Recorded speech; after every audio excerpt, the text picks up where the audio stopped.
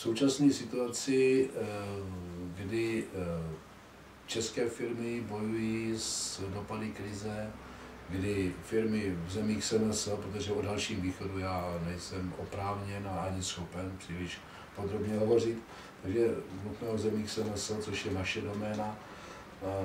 I oni se vypořádávají s dopady krize, tím pádem ten nárůst objemu nebo nárůst aktivit v tomto směru není zdaleka tak markantní, jaký by byl, kdyby jsme žili v normálních ekonomických podmínkách. Pak si umím představit, že by i ten tlak českých firm na hledání nových partnerů v zemích SNS, speciálně v Rusku samozřejmě, by byl výrazně větší. Je velký zájem, ale nějak extrémně se neprojevuje. Je to takový spíš platonický. Jsou to takové námluvy na dálku, přičemž bohužel já třeba můžu dát dnešní příklad, nebudu jmenovat tu firmu. Oni by strašně rádi, oni mají velký zájem, ale mají velký problém se třeba účastnit našich podnikatelských misí, protože i těch, řekněme, 30 000 za týdenní cestu do 2 regionů je pro ně moc. Takže je to o zájmu a o schopnosti té firmy, toho partnera, prostě na to mít prostředky.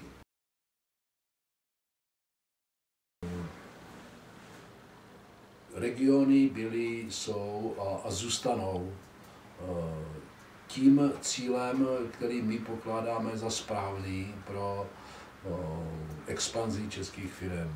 Hlavní města, a je jedno, jestli to je Kyjev nebo jestli je to Moskva. Minsk je možná dneska ještě trošku něco jiného, ale v zásadě hlavní města prostě jsou naplněná, přeplněná, zaplněná a české firmy až na výjimky se tam těžko prosazují. Proto je potřeba, je nezbytné jít do regionu. Ve všech těch subjektech společenství nezávislých států. K té druhé části, samozřejmě my nejsme lobbystické uskupení, ale když se podívám na naši nabídku nebo na úkoly, které si komora vytýčila, tak to lobování tam je. To lobování tam je a já se k tomu hrdě hlásím. My jsme třeba za poslední období podepsali smlouvu nebo memorandum o spolupráci s Ministerstvem zahraničních věcí, to se konečně objevilo i na stránkách, s Ministerstvem průmyslu a obchodu, o tom Iru už taky informovali, takže tím si vytváříme cestu na tyhle instituce, kde můžeme něco získat ve prospěch firem. Další věc, zcela konkrétní, jsou zase, jsme zpátky, naše podnikatelské cesty s vysokými představiteli státu.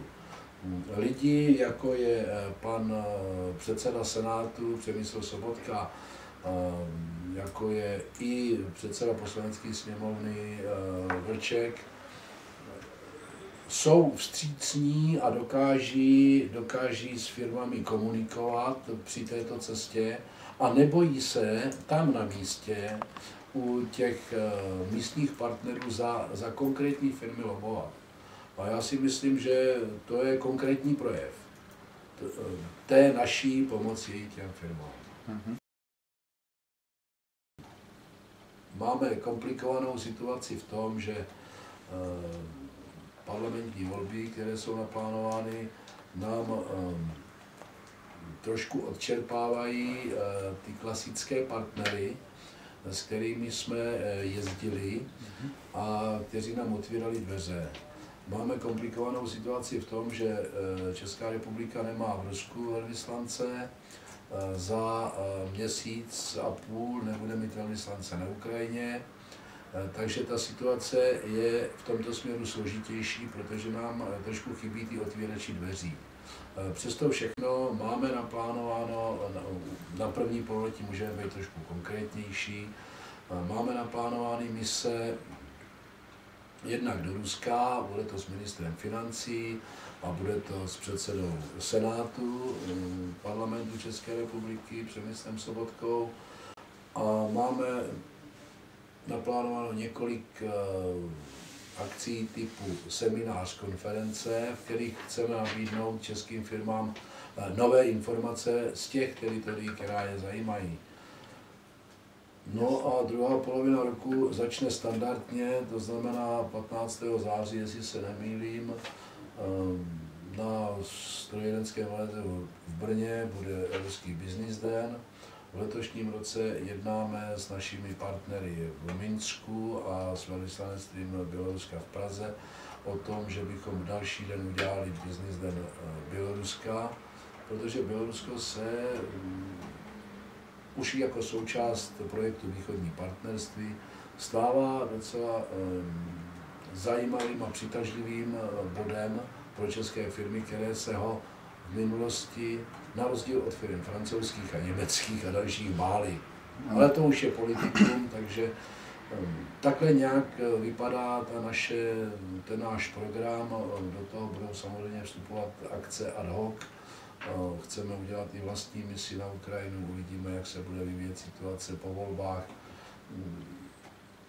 Ta politika, ať už naše domácí, tak i ta zahraniční, do toho vstupuje, protože nechceme jezdit zbytečně a plýtvat peníze firem zbytečně. Chceme jezdit do stabilního prostředí, chceme jezdit tam, kde se setkáváme s lidmi, kteří tam ještě budou několik let působit a mohou nám pomoci. No tak ta situace, ať už je to Rusko, ať už je to Ukrajina, o tom vůbec nemá cenu mluvit, ať už je to Bělorusko nebo další subjekty společenství, prostě ta situace ekonomická je velice komplikovaná. Rozjeté projekty z loňského roku se brzdí, se pozastavují, některé se likvidují, se ruší.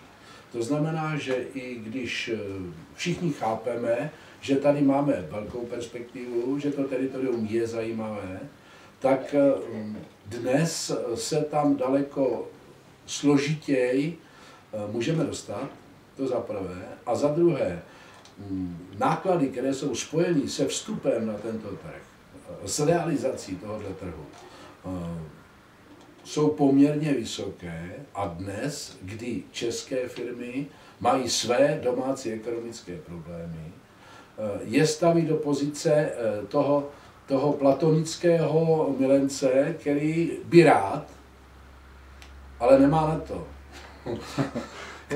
Který ví, že tam může být perspektiva, ale nemá na lístek na vlak, aby si tam za ní zajel.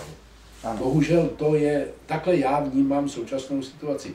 V okamžiku, kdy se situace vystabilizuje, kdy se to vystabilizuje ekonomicky, finančně tady, kdy se to srovná i v Rusku a v těch dalších subjektech, pak si umím představit situaci, kdy se tady dveře netrhnou, kdy prostě ČSA nebude stačit převážet lidi na lince Praha-Moskva, nebo Praha-Kyjev, nebo Praha-Minsk, kež by tomu jednou bylo i třeba Praha-Jerevan.